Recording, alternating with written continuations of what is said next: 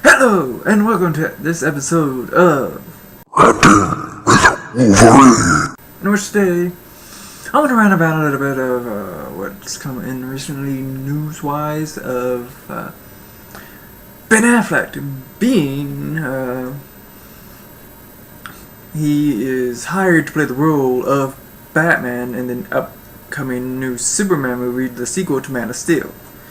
And there's a whole lots of thoughts about it. It's like just the Batman being in Superman movie. It could be Batman versus Superman. It could be just like a little added like a cameo kind of thing.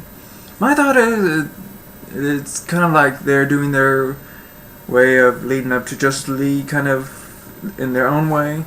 That in which Marvel did with all the characters that led up to the Avengers, because DC has its version of the Avengers, which is called the Justice League. I believe it's comprised of course, Batman, Superman.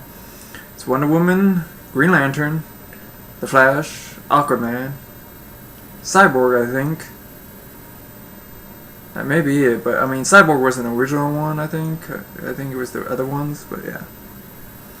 But, of course, going back to the beginning part of Ben Affleck being chosen for the role of Batman. Now, granted, he was in a horrible comic book movie called Daredevil. Now, granted, it wasn't his specific part in the role, his specific, what he did that made the movie horrible. It was, if a movie as huge as that was supposed to be bombs kind of as it did, it's not a single person's reason. It's a group effort, directors, producers, everything where they try to make the movie, the script of the story is all, who they got to play who, somewhat, how those people acted those roles. It was unfortunate. It was a whole era of just people not going up to the part it needed to be. Now, being said that, as I said, it wouldn't possibly be Ben Affleck's original fault, but of course he kind of had a hand in it. Now, I'm not sure but a couple of people are assuming that it's coming off The Dark Knight, which it's not. I think it's been stated before, because, they want to go into a more kind of, not really family-friendly Batman, but a more of a commonly seen and known Batman, someone, because the movie, this Man of Steel, was a movie made for the whole family to go see, and that's what the next one's going to be like, so they can't have the Dark Knight kind of version of Batman. Those movies were gritty, not gory, but they were just, more adult-friendly, story-driven, visually looking Batman story, which was why it was called The Dark Knight. It was more of a dark scene of the Batman. Well, the first one was, of course, Batman Begins. That was less of a dark era, but still kind of there. Now, granted, I wouldn't choose Ben Affleck as he wouldn't be my top choice for Batman. Granted, they might not have been able to get their top choice either. That's the thing you gotta think about. They may have asked a couple other people and they turned it down, and they just went down the list until they hit Ben Affleck. Not saying that's the reason, saying that's a possibility. And as I said about Daredevil, is what I would say about this upcoming thing. It's going to be a group effort, and I mean, group wise, I think Superman movie Man of Steel did pretty good. I liked it. The story, the visuals, just the whole encompass of the movie. I mean, granted, there was some complaints about it. I had a little bit, and that is the fact of how Superman was hanging around too much around the Clark Kent area. When Clark Kent was Superman, he was in that. I mean, it was so too easily driven to figure out Superman was Clark Kent if he had that way. If not the fact that, come on. They look the same. It's hard. Glasses, no glasses. That's my biggest complaint about Superman. People say it's because he's overpowered and shit. Like, well, it may be his strength, but it's also his weakness, He's like Batman. He can't kill. And in the movie, The Man of Steel, at the end, spoiler, he kills the main villain. Zod. He kills him. And he had to do it to protect man.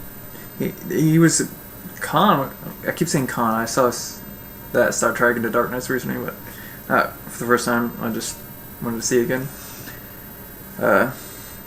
Saad was, using his abilities since he was, he was another, what are they, Kryptonians? Yeah, he was using his ability to use the laser vision. And he was about to kill some humans who were trapped. And, Superman had him by the head. If he didn't snap his neck, the humans would be dead. Now,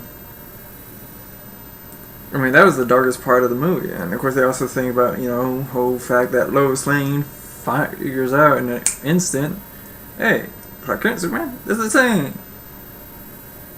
So of course there's going to be a whole story behind their relationship. But I have ranted on away from what I was originally saying about the whole Ben Affleck Batman thing.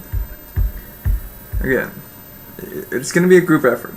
They can do everything they can around it granted most people think of him as being not, built enough to be a Batman, not, having the voice of correct Batman. Of course, a lot of people complained about the last Batman movie, about how his voice was, and of course how Bane's voice was. People, of course, don't truly understand the aspects of what was going on there. First off, with Bane, he has a mask on. He has these,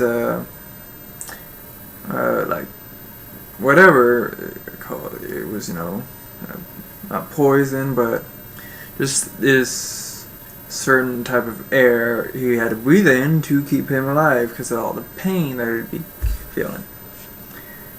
People, of course, they're not thinking, well, he's got a mask on, he's got, all these chemicals kind of things going into his lungs, what he would truthfully sound like. They think, it was a horrible decision to have him sound like that, but what do you want? His voice isn't going to be a normal voice. He's got a mask and he's got chemicals going in his lungs.